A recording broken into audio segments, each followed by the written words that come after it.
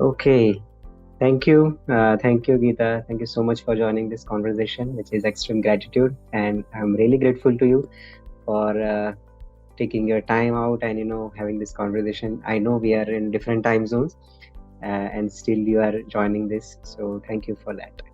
Thank you for having me, Advait. It's a pleasure to be here. Thank you. And so, Geeta, just since you are holistic intimacy coach, uh, I would let you to explain exactly what do you do, because you are into different areas of intimacy coaching, right? You mostly help women. So, if you could tell us about what you do. So, I started off as a coach, Advait. Hmm. But when I started off as a coach, I saw a huge gap in the market where there are people helping in a lot of things, Mm-hmm. even home organizations, productivity, mental health, everything was there. But there was one area which is the sexual intimacy portion, which most of us are so reluctant to talk about. Right. And I come from a place and a family where my father always taught me and my brother to be very open about, all these things. He Mm-hmm. used to tell us, he was the person who, gave me all that first information. Mm-hmm. Not my mother, who herself was a very conservative lady. But Mm-hmm. my dad, he would sit me and my brother down and he would explain stuff to us. So he was my first teacher, and today being Teachers' Day, so Oh, anyway, great. yeah. So he taught us, and that made me very free to openly express Mm-hmm. all things sexual. Correct. But Correct. when I got married, again, I moved into arranged marriage and I moved into a household which was very conservative Mm-hmm. again themselves. But Mm-hmm. there was one thing which was very nice about that family was they were very demonstrative in that, like my in-laws were very demonstrative in Mm-hmm. their love for each other. Okay. Okay. So that also helped me talk more freely with my husband. And Mm-hmm. uh, I used to feel that most of my friends, when they come and talk to me, they always used to talk about intimate issues, and they would talk about things that they felt I could help them with. Right. So when I saw this gap in the market on based on intimacy, I said I am open to talking about this. So if any woman needs help, I'm here to listen to them. Right. Right. Most of them only want a ear to listen to them properly, to Mm-hmm. understand them. Mm. Half of the problem gets solved just by listening. And when you start working with women who want issues regarding their sexuality, who want solutions regarding their sexuality, and you help them, it's not only about the sexuality. Mm-hmm. It opens up a can of worms. And when you help a woman become sexually more confident, you actually equip her Mm-hmm. with tools in most other areas of her life. Right. So Absolutely agree. that is why I want women to feel to become more happier. And if your sexual life is sorted, you are absolutely happy. That Right. really brings a glow on your face. You are a very happy person. So Right. it permeates into other areas of your life Life also. as well. Correct. Correct. Financial matters, whether it is your productivity, your health. Mm.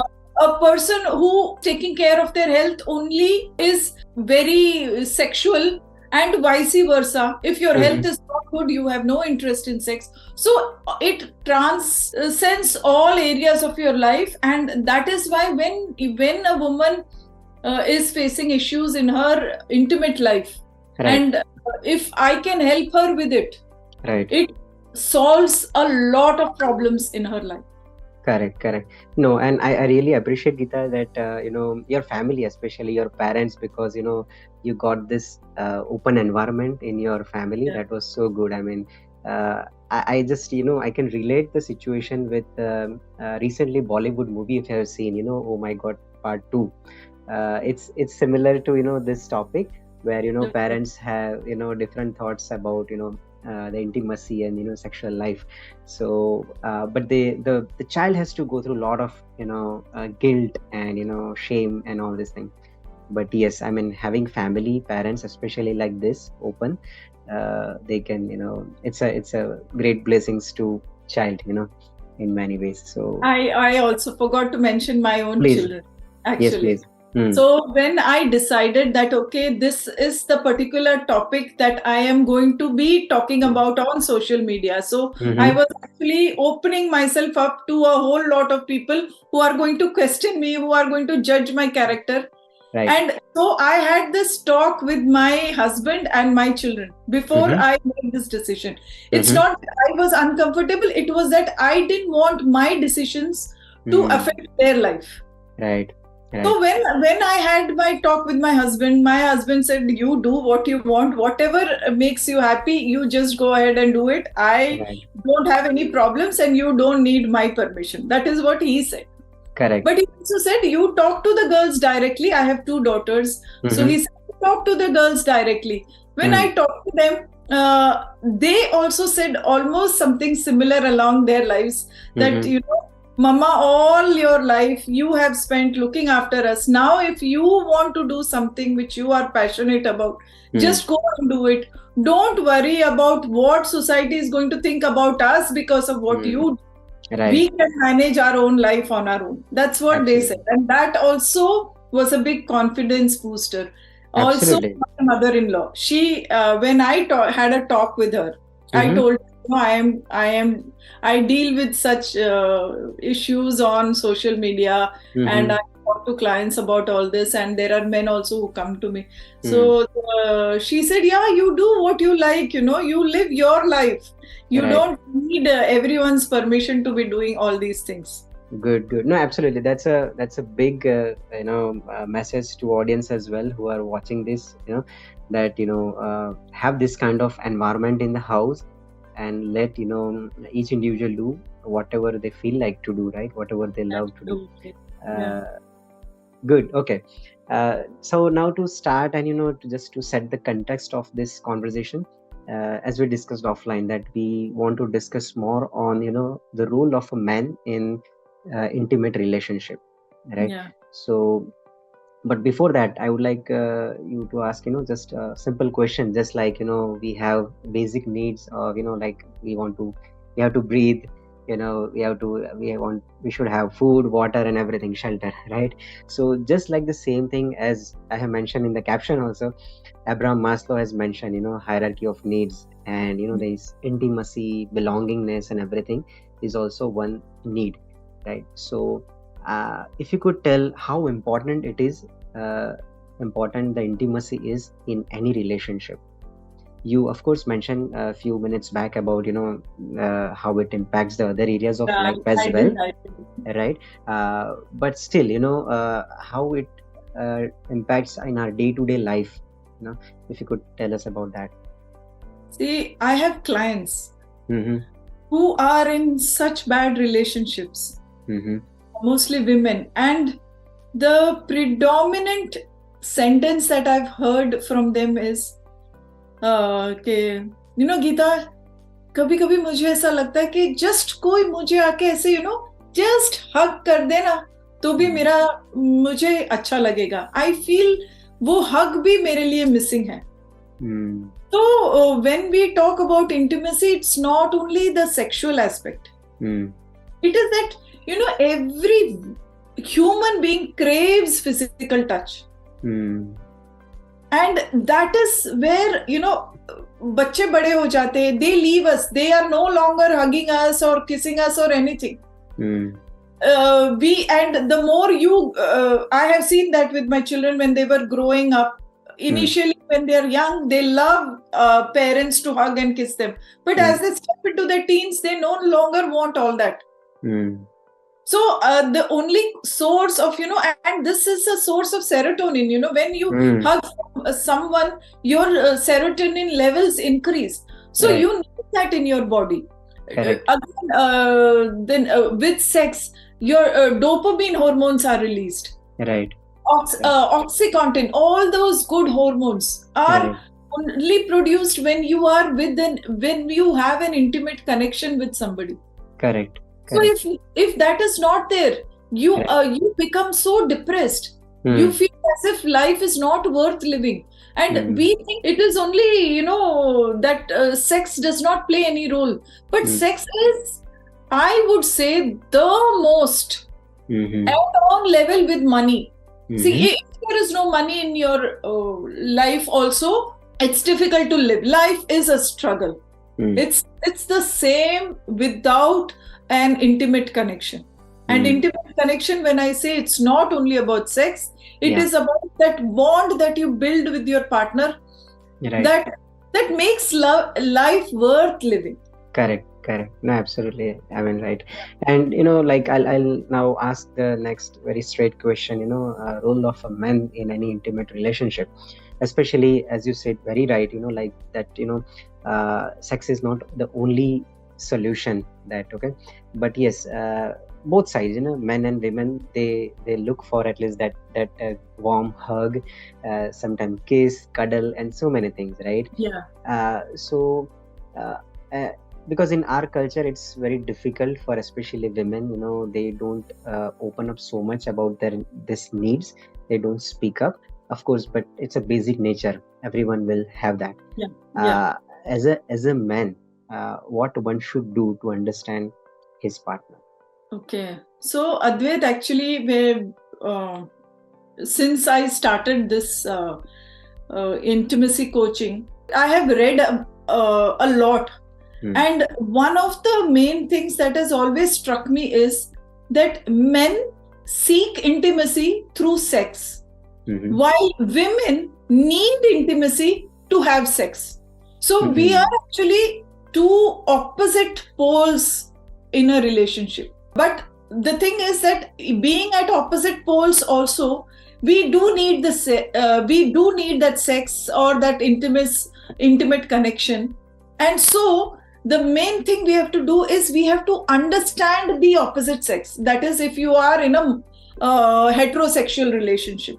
Okay, so I'm assuming we are talking about a heterosexual relationship, and that is why I'm stressing about the male and female.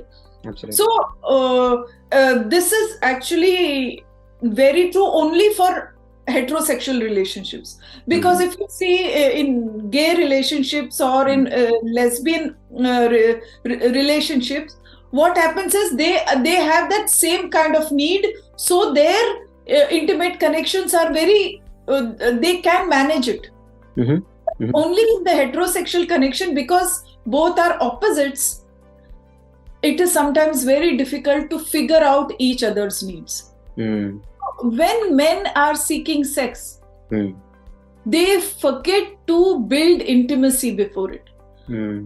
So again, when I have clients, and now earlier I never used to take men as my clients, but now recently I have realized that maybe that was a bias that I had, that men don't need help, but I realized that no, men equally need that, because they are also trying to figure out how to build better connections, better relationships. Yeah, so men, in their bid to build more intimacy, they are pressuring their partners for more sex.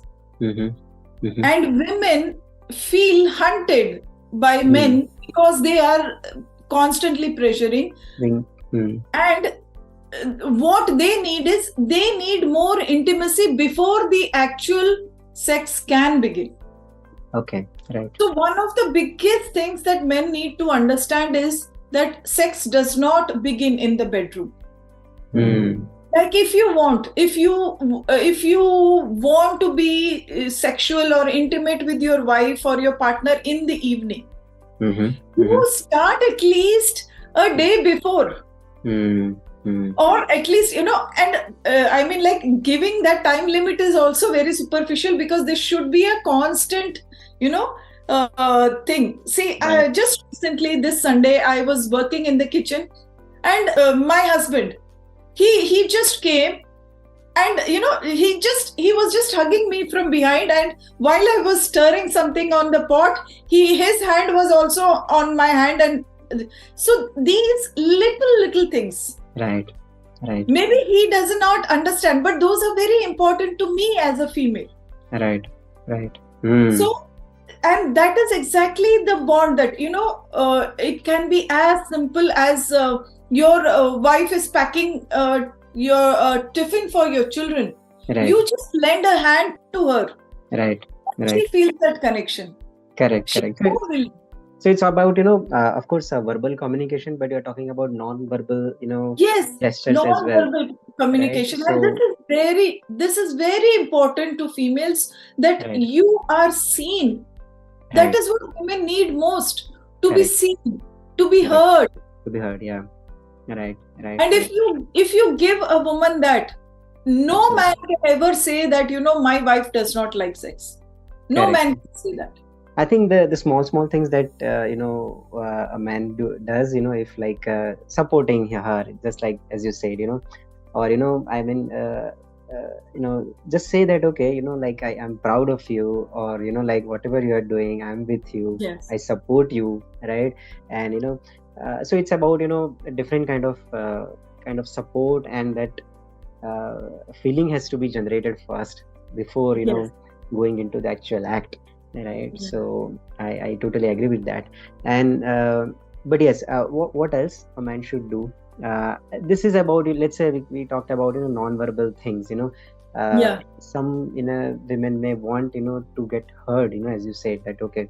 So verbally in a communication, how important is communication to build this intimacy?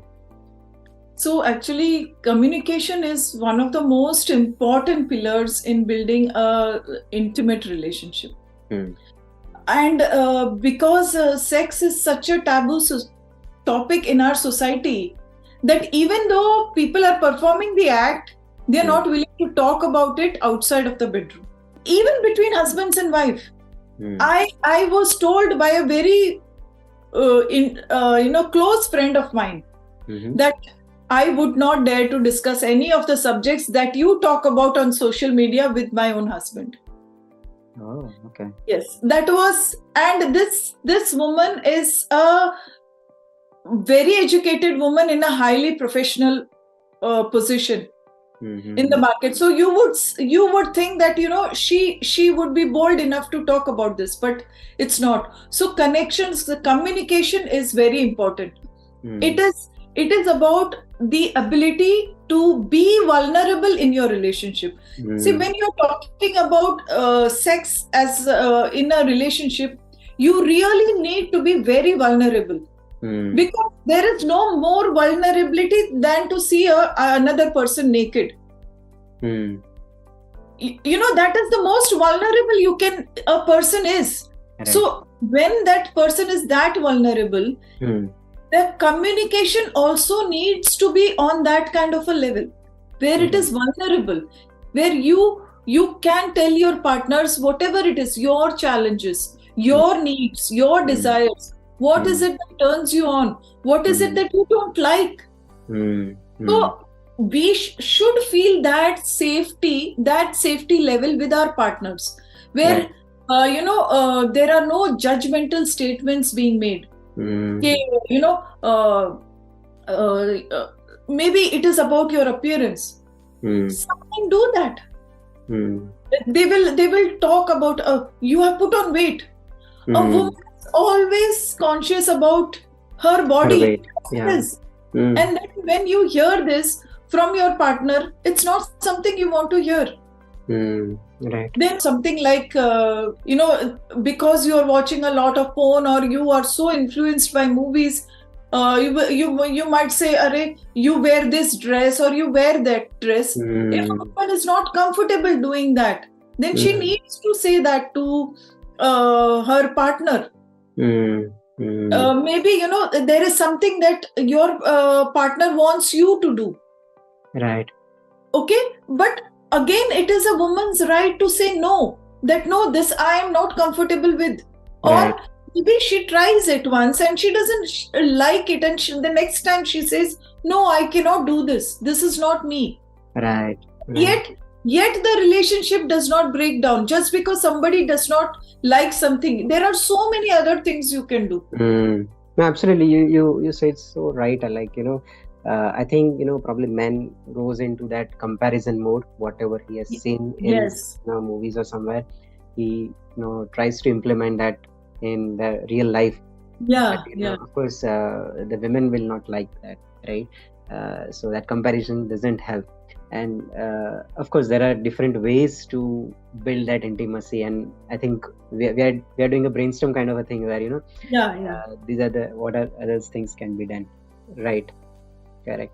So, So like, not being judgmental, not being critical, yeah, listen to your partner.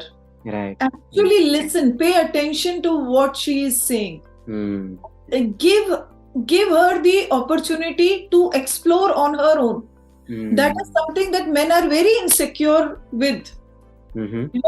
Allowing that your partner to explore what she likes or not on her own. ये मतलब, like, since we are both Gujaratis, I can put it better in a Gujarati connection. Please. That we love our food as Gujaratis. But do we talk about a dish's merit without tasting it first? We don't. Only when we like something can we talk about it. कि अरे बहुत बढ़िया था या बहुत सारू हतु, and all those things we can say. Right. Till then we don't know. So why is it considered taboo for a woman to explore things on her own, find out what she likes, her desires, and then share those same things with her partner, saying that these are the things that I like. Right. And you said very correctly, like, because these things have gone into very taboo, so, like, some people feel that, okay, it is they think that it is guilt, if we do this, if we talk about this, even if we have such fantasies, it's not a good thing, it's like considered as a sin, or so what do you think, why this has happened, or what people needs to get educated on, that okay, this is also a very basic human need, and it's okay to talk about this topic with your partner. Okay, so Advait, when I was in college, I did my MA in English literature. Okay. So there was this essay by Mulk Raj Anand, and I still remember that essay because it touched me somewhere where when it said, in ancient India, a woman's sexuality was taken as a normal thing. Women were sexual beings, men were sexual beings, and there was nothing taboo attached to a woman. She could dress as she wished, and that Angavastram, which was just a single piece of cloth, she didn't even cover her whole body, and yet there was nothing. The fingers were not pointed against her, or it was not that she's showing everything, and yet so men are feeling that because she's showing, that means she's attracting attention. There was no ancient India was not a place where all this was. Today we talk about what a woman wears, how she should wear stuff, and if she shows her leg or she shows her midriff, then she's asking for it, or this is why men do things to women like that. But what I'm saying is, think about our ancient culture, where we came from. But with the advent of foreign invaders, so this is the topic of Mulk Raj Anand's essay. So with the advent of foreign invaders, first the Mughals and then the Britishers, they brought with them their own cultural identities, which they started forcing on the Indian people. And that is where we went through this radical transformation, where now everything that a woman does is taboo. And where because of all these these cultural stamps that were put on us, even sexually and morally, we started adapting to these different cultures, and we lost what we had earlier. See, if what I'm saying is not true, we wouldn't have Khajuraho temples, we wouldn't have all these. They are so old. Correct. So this was in India, and where it changed is like this. Of course, it's I not think to you say are. the Is whole it? world is not like that. But what I'm saying is, India was different even when the whole world was the same. But now we are also part of this. We have also become part of this mainstream where everything connected with sexuality, or basically a woman's sexuality, is considered taboo and a topic which is not to be discussed. I think it is because of, as you said, maybe because of the confusion in the culture. People are confused that, okay, what we should follow, what should be our values. I think people go into that discussion that, okay, this is not our values, this is against our value system. So yes, I think it's a whole lot of a different topic. Yes, I know. It's like opening a can of worms. If you open it, there is going to be so many opinions and so many negative comments that better not to touch on that topic only. Correct. And Geeta, I want to talk about loving and respecting your body as well. And when I say body, as in whole body, I have seen in my childhood and some part of some discussions where people really don't respect their genitals or private parts. I mean, they give it a name which is not even a like a curse word sometimes. But I really feel, I have read Louise Hay's book Love Your Body and You Can Heal Your Life, if you have read. And she talks about that, okay, for you, like the nose, eyes and hands are have same importance, the same way your genitals are also same. So it's the whole body is one. So you should not curse certain part of your body. What are your thoughts about that? See, again, I'll have to go back to what we talked about just a bit earlier. Yes. See, once I decided that I'm going to, help women with intimacy coaching, I did a course from South Africa called the International Intimacy Coaching Council. And it was very surprising for me that they started off in the first chapter itself that for the vagina, they are going to use the Sanskrit word yoni, and for the penis, they are going to use the Sanskrit word lingam. So our ancient culture used these words. We are people who pray to the Shivalingam, which is the ultimate, union of the male and female genitals. So we belong to that culture. And yet, where did we lose all this? And now we really very, very bad names that we use to describe our yoni and our lingam. But those two beautiful words, they actually, if you use those words, the yoni and the lingam, to describe the male and the female genitals, there is something that actually shifts in your brain, and you start perceiving your body as beautiful. Yes, right. I strongly believe, Geeta, that the human body is absolutely beautiful. If you see, you see the ancient Greek and Roman cultures of the nude figures, so beautiful. Or if you see the Khajuraho temples where the beauty of the male and female is exhibited on the walls. Correct. So why should we be ashamed of our body? But unfortunately, people, I don't know, feel very free because they can see something on you, we feel very free to judge somebody on their appearance. And each body is beautiful in its own, and no two bodies are different. So how can you compare, or how can you find fault with one body when it is absolutely different from another body? Of course, the functioning is the same, and that is what it is. Look at how your body functions. Right. We cannot even imagine the kind of magic that is happening inside our body. Absolutely. And yet we continue to breathe and everything, but what is happening inside is a whole big science behind it. And your extreme gratitude, we should be feeling that for the body that we have. Absolutely. And the various things that we can do with this body. But when we because we are talking about sexual connections and intimate connections here, like I said, we are being our most vulnerable by being naked. So what happens is, if we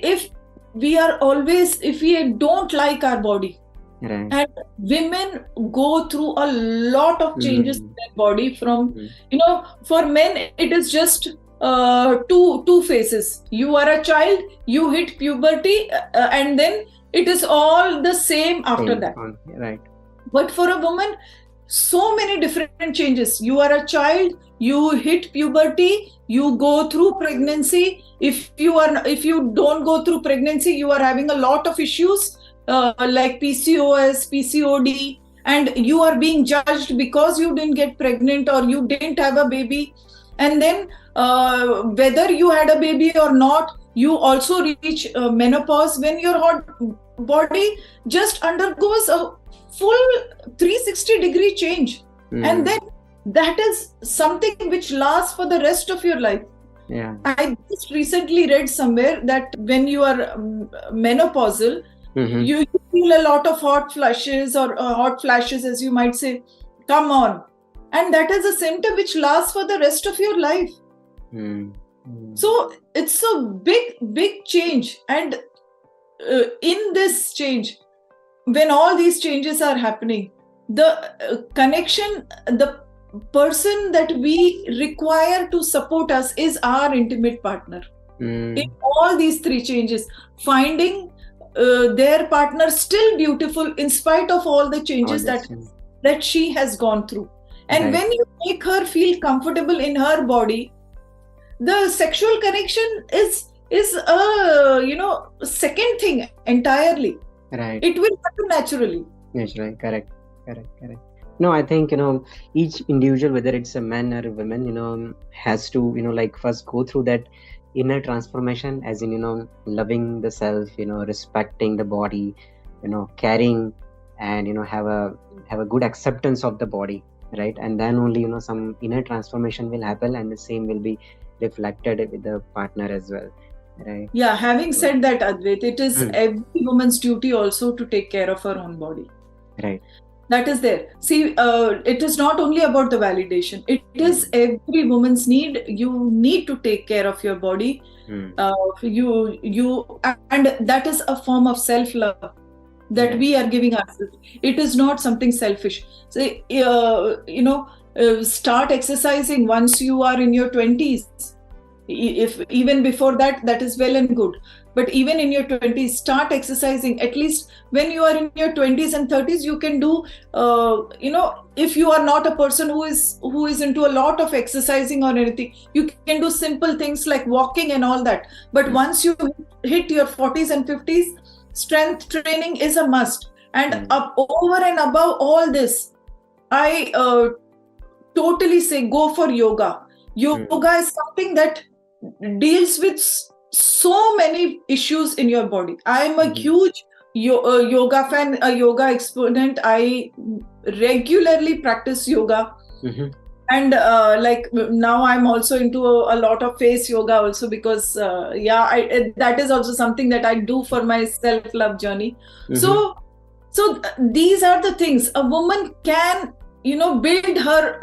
She does not need validation from her partner. So in spite of me saying earlier that a man can make I feel that it is, as women, each woman is responsible for making herself feel good and feel good in her body. She also owes herself, she is also responsible for her own sexual pleasure. So not to leave everything on the men itself.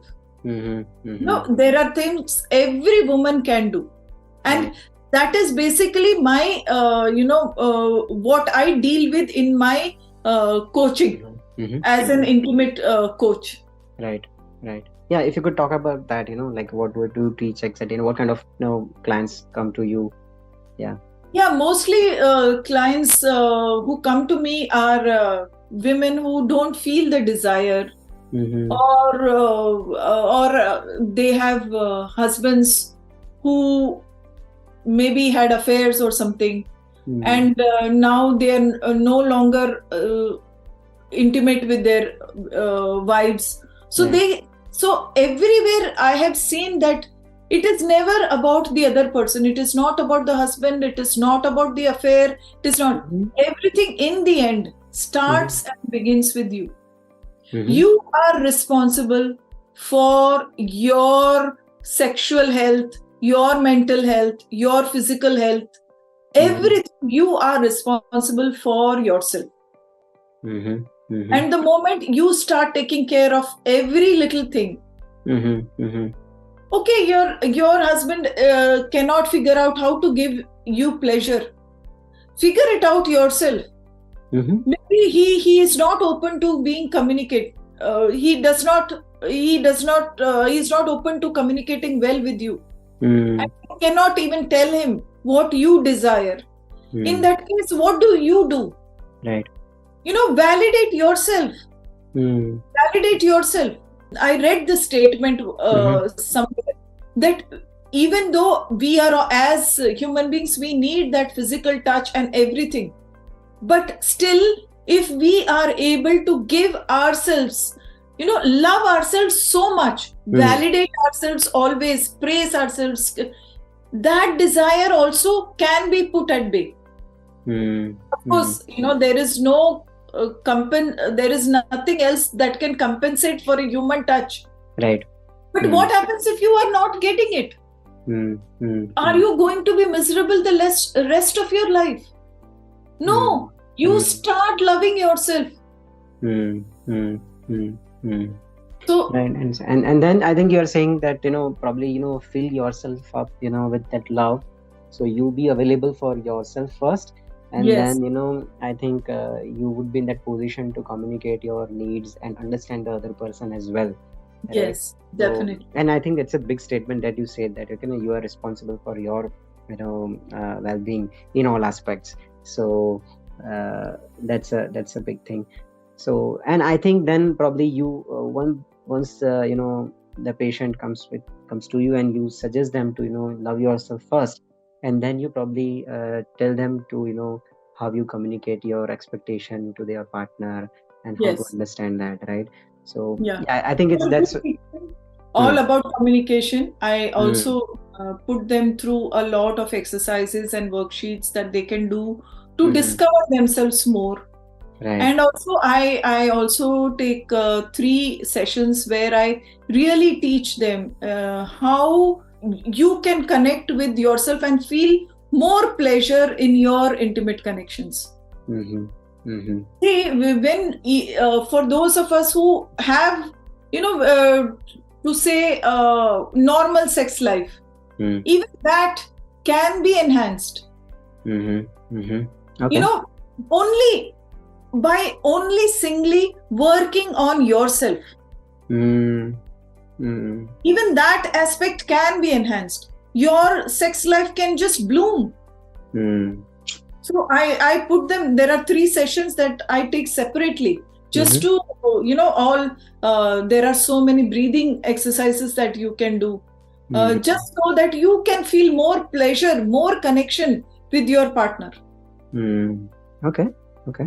No, cool. I mean, that explains the your holistic approach, because taking full responsibility of yourself in this subject is also a big thing, because mostly we try to change our partner, that okay, now this is what I want, now you do this for me, and vice versa. And so, but the number one lesson I teach is how to start taking responsibility for yourself.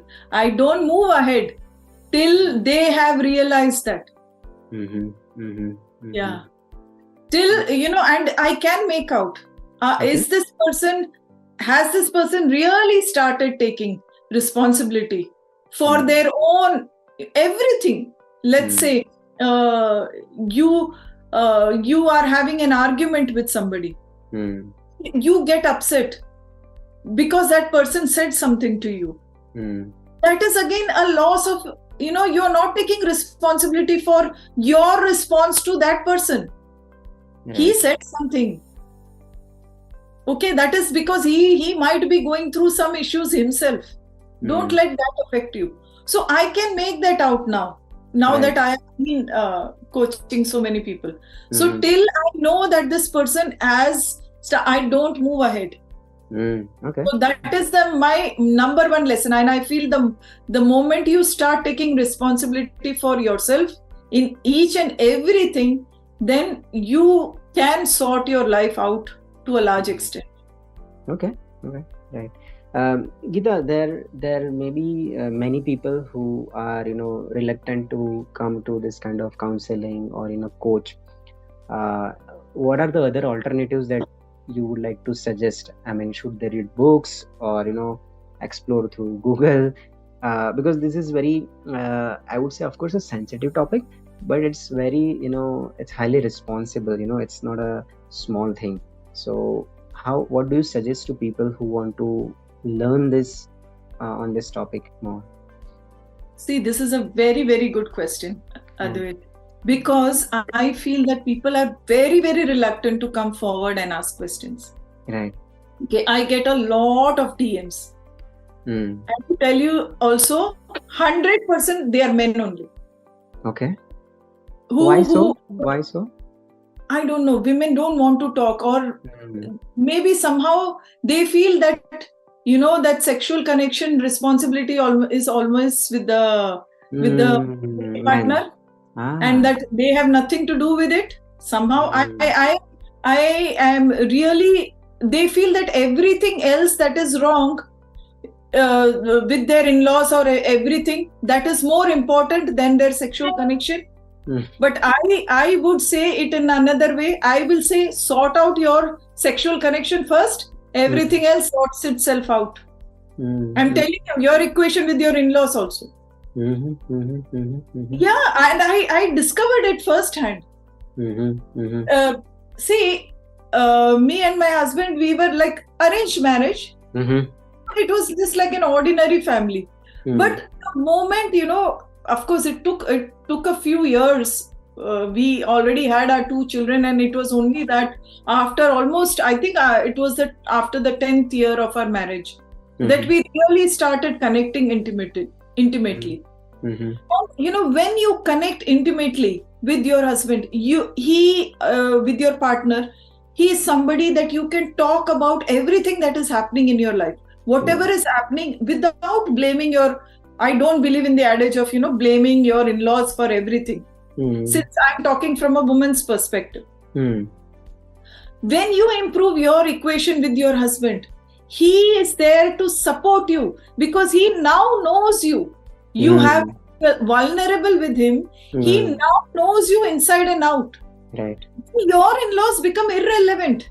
It is only because your connection with your spouse is not good that your in-laws take so much precedence in your life.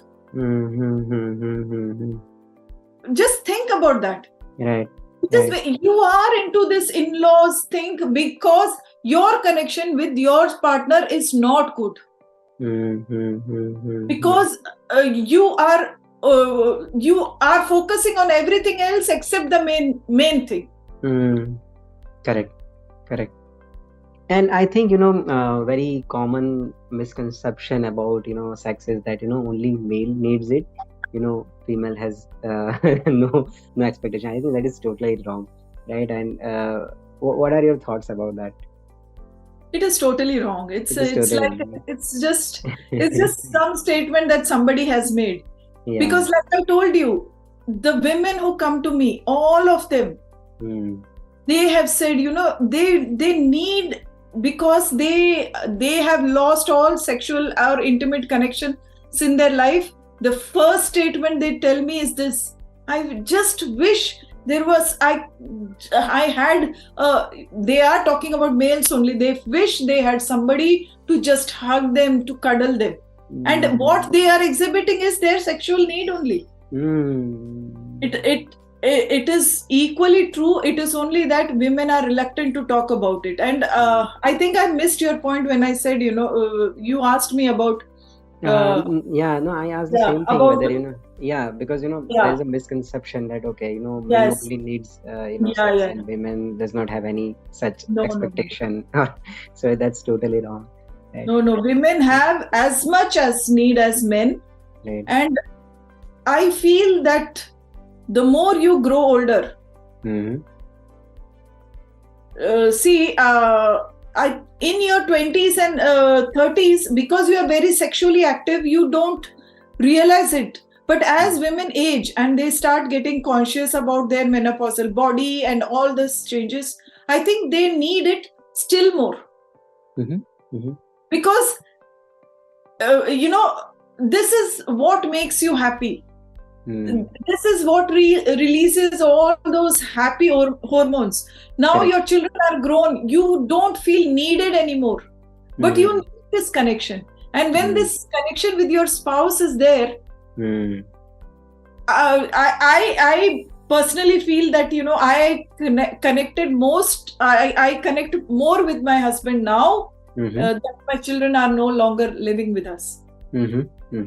So yeah, we need each other now more than. Right. And one more thing that I would say is, when women feel that sexuality is all their own sexual pleasure is dependent on their male, I would say that when women start taking responsibility for their own sexual pleasure, they are happier. And when a woman is happy, the whole family is happy. The whole household becomes happy. So it's your responsibility as a woman to have that, to make sure that you have it in your life. And it's completely okay. Yes, of course. I am not going to. Nobody needs my permission to say it's okay. No, actually, people actually, I think look for that validation, especially when this topics comes, So, yeah. So you were asking me how people can connect with me, right? We missed that point. Yeah. So like I was saying, most men they DM me. It is always and I was saying that women feel the reluctance because they have given the responsibility over to the males. So there are books that you can read. Okay. Somehow, but I feel that this age is more fortunate that we have access to so much information on the net. Okay, so we can read books on the net, we have access, but how do you trust that the information that you are getting is I was coming to that only. Yeah. Okay, so you cannot be sure. Right. See, even if I am recommending some books to you, there are books on tantric sex, which is actually a very good form of building more intimate connections. So all that is there. I can recommend you, but I really don't know you as a person, and I don't know if that is the correct book for you. Are you somebody who believes in tantric sex? No, if you don't know, then that is the wrong book that I would say. So I feel that now that the coaching industry has taken off, this is a fabulous opportunity for people to come forward, sort things out. When like me and my husband, we when we initially had difficulties in our marital life, we had nobody to turn to. We made mistakes, we learned from the mistakes, and I think that those years that we spent making mistakes, unlearning things, learning new things, that could have been shortened if we had this kind of facility today.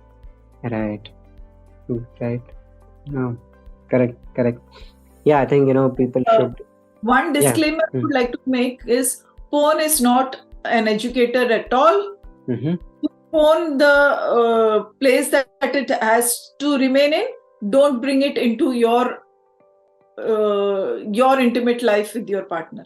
Right. Don't set those expectations, or don't compare that with your real life. Yeah.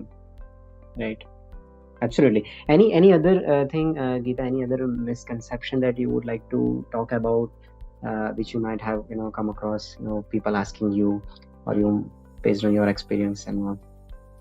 Yeah, one of the biggest misconceptions or the myth is that, we feel that men know everything about sex. Coming into a marriage, we expect because the partner is a male, we expect them to know everything.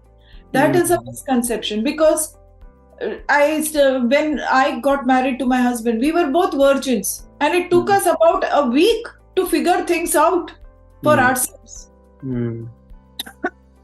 In spite of having access to books and all that, which I know he had access to. For me, because coming from a family, my dad has given us books to read, used to give us books to read, but still not being visualized. We have because not having seen in front of our eyes what a male body looks like, I still had no idea. So men are also figuring out. So what women need is, we need to be patient with them, and we need to tell them our likes and dislikes. So it is a misconception that the men need to know everything, and that is what makes men so insecure. Because they panic that they don't know. And probably they have to pretend that they know. Yes, that they know everything. So, and their insecurity becomes like a dominion. They are trying to control the woman, because in their mind they are not sorted themselves. So they are trying to control the women because of some inadequacy that they perceive in their performance or something. While this could be, if we each accept our responsibility for our role in our sexual connection also, this equation wouldn't happen. That I am responsible for my pleasure. So I tell my husband, this is how I like to be treated. This is how I like to be, this is how I like to be touched. If I tell him, then he is not trying to figure how to make my wife happy. He's not trying to do that. Correct. See, so there is less stress. Yeah, absolutely. So this is one big misconception that I wanted to clear out. You each take responsibility for your role. Don't expect the male to know everything about a woman. It's not happening, because even if they learn, they see even educational videos, each woman is different. What I like, somebody else may not like. You have to figure it out on your own. And that will happen if your communication is good. Second, there is this big myth about masturbation, and I get this in the DMs a lot. Just because, and this is from males, they feel just because they are masturbating, there is a lot of problems that is happening in their lives. So I just want to clear that myth, is that having masturbation does not lead to any erectile dysfunction or premature ejaculation. It has nothing to do with it. If you are facing those kind of physical problems, consult a doctor. And it may not, of course, it may not only be physical, it could also be emotional or psychological. So the doctor will advise you on what to do further. But I personally, I cannot help you with those problems. Okay. Right. And the third myth that I would like to clear is that maybe because I am in that age category, I feel that most people feel that, and most women, this misconception is because most women feel that once they have hit menopause, their sexual life is over. I would suggest that explore it more once you are menopausal, because now that fear of getting pregnant or that monthly mood cycles is not there any longer. So you can really enjoy this phase of life, and you can build better connections with your partner, because now all your responsibilities are mostly over. Your children have gone off, you are alone with your husband. Follow your dreams, and I did that. I started at the age of 50. So follow your dreams. Now is the time for you to do everything that you have always looked forward to, and including building better intimate connections with your partner. Right. That makes life more beautiful when you have somebody to share it with. Absolutely.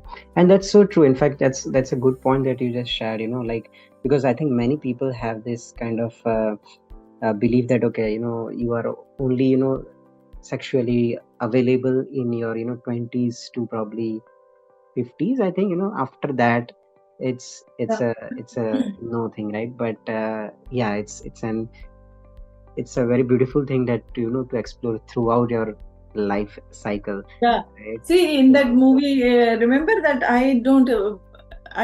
what is Ayushman Khurrana? His Yeah. Neena Gupta and Ayushman Khurrana. Badai ho.